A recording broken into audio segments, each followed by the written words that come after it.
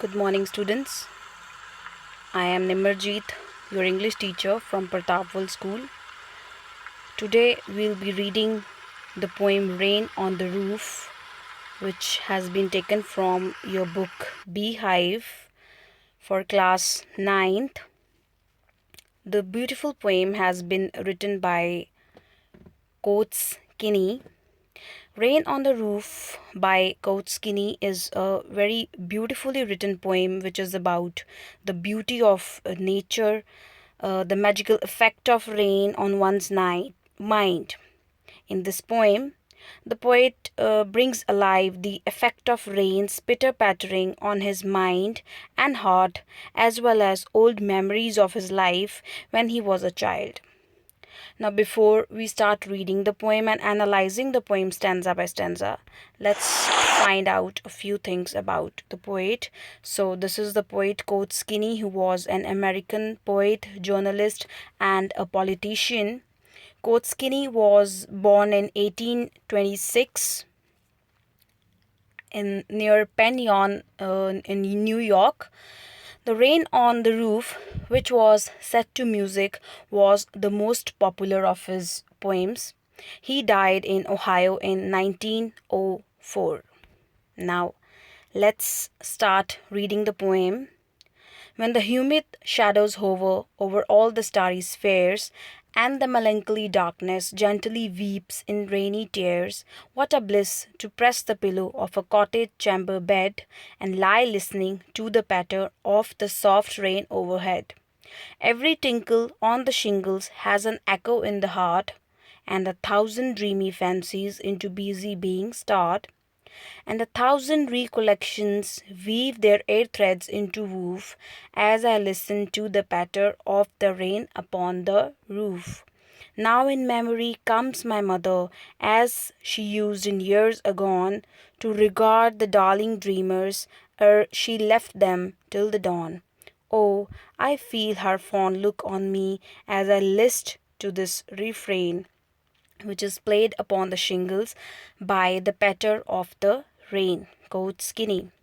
Now, in this picture, you can see that I have written the poem and annotated the poem myself.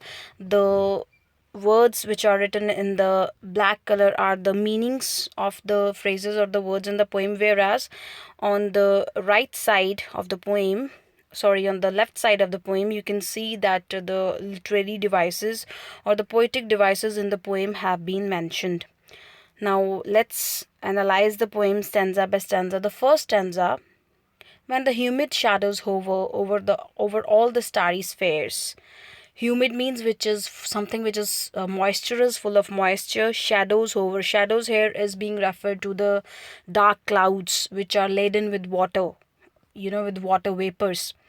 Hover means floating, like we use the word hover for helicopters, for house flies. We say that they are hovering around over all the starry spheres. Starry means full of stars, spheres means sky, the cosmos, and the melancholy darkness. Melancholy means sad. Darkness means it's being used to tell about the night time. Gently weeps in rainy tears. What a bliss to press the pillow. Bliss here means happiness of a cottage chamber bed. Chamber means a room in the house of the poet, and lie listening to the patter of the soft rain overhead. Patter is the sound of the raindrops falling on the roof. Now let's find out the meaning. Through the stanza, the poet describes the rain scene at the night. In the starry night, in a night when the sky is full of stars, when dark clouds gather for rain at night. You see, night is how can we say that it's night? Because the poet has used the word darkness as melancholy darkness. Rain falls on earth softly. For a poet, the sound of the rain is a source of joy. Thus, he presses his face to the pillow and listens to the heart soothing pitter patter of the rain falling on the roof of his small cottage. Next stanza. Every tinkle on the shingles has an echo in the heart, and a thousand dreamy fancies into busy being start. and 1,000 recollections weave their air threads into woof as I listen to the patter of the rain upon the roof. Tinkle here again is being used as a sound imagery. Tinkle means the sound of the raindrops falling. Shingles mean the wooden tiles that are used on the roofs. Fancies, imaginations, fantasies that we have. Busy being here is being referred to the human being. Recollections means when we start thinking about the memories of the past, recollecting the memories of the past. Weave their air threads means start weaving an imaginary cloth out of our memories. Woof here means the woven cloth. So the meaning of the stanza: in this stanza, the poet feels that the sound of the rain on the he feels the sound of the rain on the shingles on the roof of his room, which is made up of wooden tiles. After every tinkle or pitter patter, there is a reverberation in his heart, as an echo in his heart, identical to the sound of raining. Because of the rain sound, he feels a series of dreams or fancies or imaginations playing before his eyes. While listening to the rain outside, he enjoys this part of imagination. Let's go to the third stanza. Now in memory comes my mother, as she used in years agone, to regard the darling dreamers ere she left them till the dawn. Now the poet in this stanza is feeling nostalgic. He's thinking about his mother who is no more with him, who has died. Agone means in the past.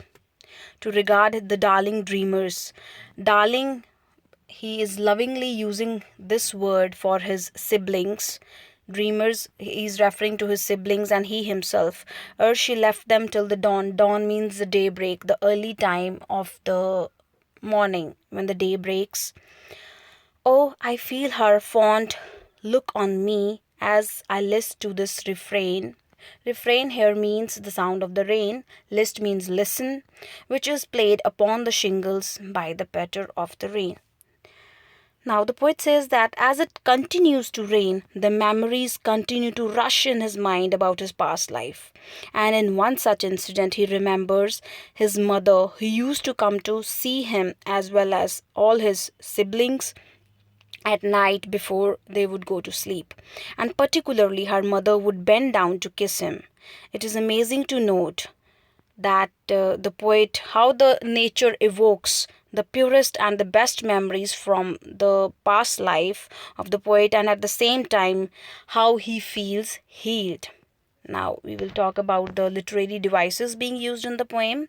The first one is the alliteration. As we all know that alliteration is the repetition of the consonant sound in two or more than two consecutive words. For example, it's being used many times in the poem: the humid hover, press pillow, busy being, rain on the roof. These are the few examples of the alliteration. Personification is when we give human qualities to the non-living things, right? So melancholy, darkness is the personification used in this poem. How? Here the darkness is being personified. Why? Because the poet has used the word melancholy, means the poet says that the darkness is sad. Maybe the night is sad. Sound imagery. Imagery is basically a technique which is used by the writers to evoke the pictures in the mind of the reader, to make it more interesting. Sound imagery, it's the use of sound words to create an auditory imagery in the minds of the readers. For example, the words tinkle, patter. When we are reading the poem, these words, we start thinking about the sound of the raindrops. So this is the sound imagery. This is all in the poem. I hope you all understand the poem completely and in a very good way.